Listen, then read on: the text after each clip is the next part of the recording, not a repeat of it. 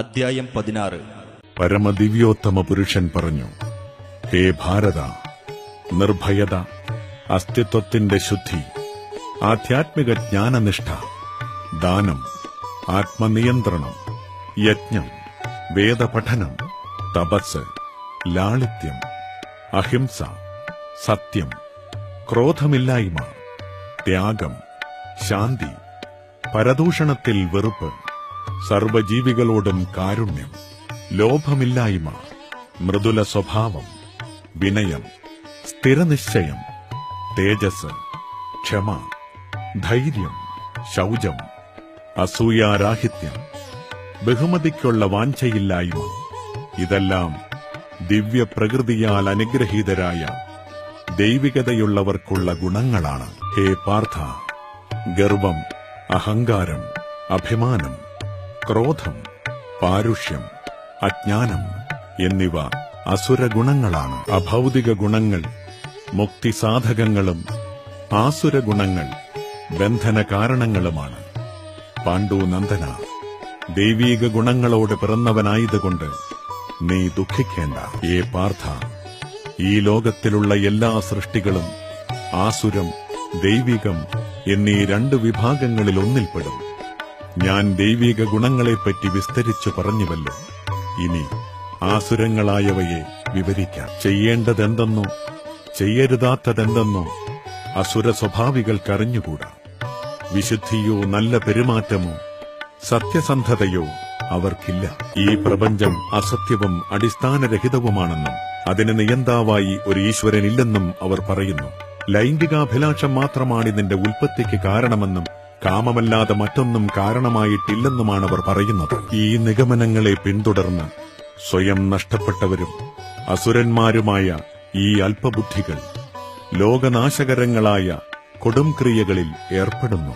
അടക്കാനാവാത്ത കാമം പൂണ്ടും ദംഭം, ദുരഭിമാനം എന്നിവയിൽ മുഴുകി വ്യാമോഹിതരുമായ ആസുര സ്വഭാവികൾ ക്ഷണികമായതിൽ ആകൃഷ്ടരായി എന്നും വൃത്തിഹീനമായ കർമ്മങ്ങൾ ചെയ്തുവരുന്നു.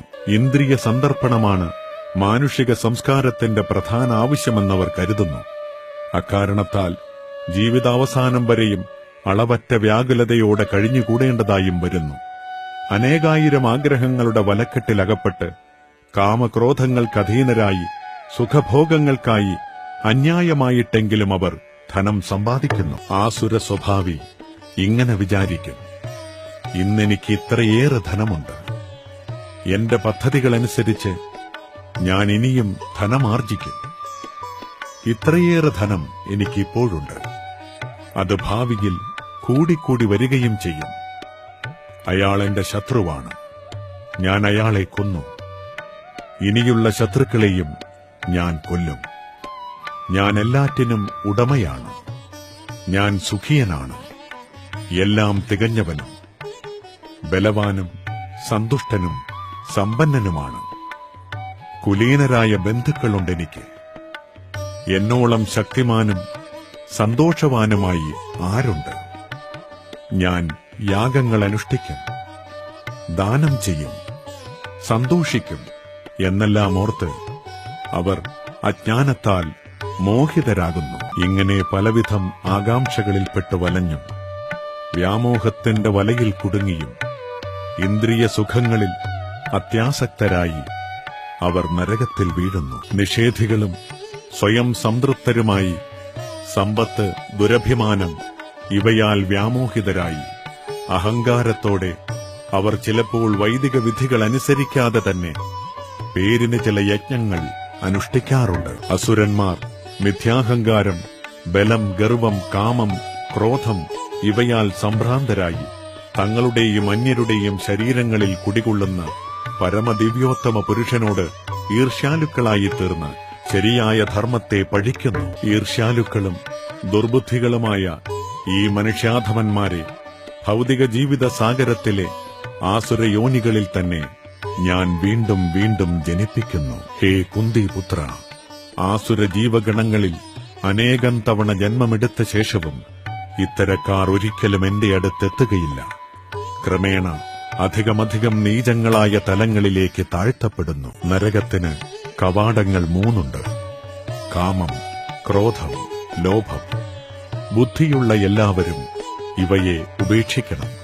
കാരണം അവ ആത്മാവിന്റെ അധപ്പതനത്തിലേക്ക് വഴിതെളിക്കും. കുന്തിപുത്ര, ഈ 3 നരകദ്വാരങ്ങളിൽ നിന്നും രക്ഷപ്രാപിച്ചവർ ആത്മസാക്ഷാത്കാരത്തിനുതകുന്ന കർമ്മങ്ങൾ ചെയ്ത് ക്രമേണ പരമപദത്തിലെത്തും. ശാസ്ത്രവിഹിതങ്ങളായ വചനങ്ങളെ കണക്കിലെടുക്കാതെ തന്നിഷ്ടം പോലെ പ്രവർത്തിക്കുന്നവർക്ക് പരിപൂർണതയോ പരമലക്ഷ്യപ്രാപ്തിയോ സുഖം പോലുമോ നേടാനാവില്ല.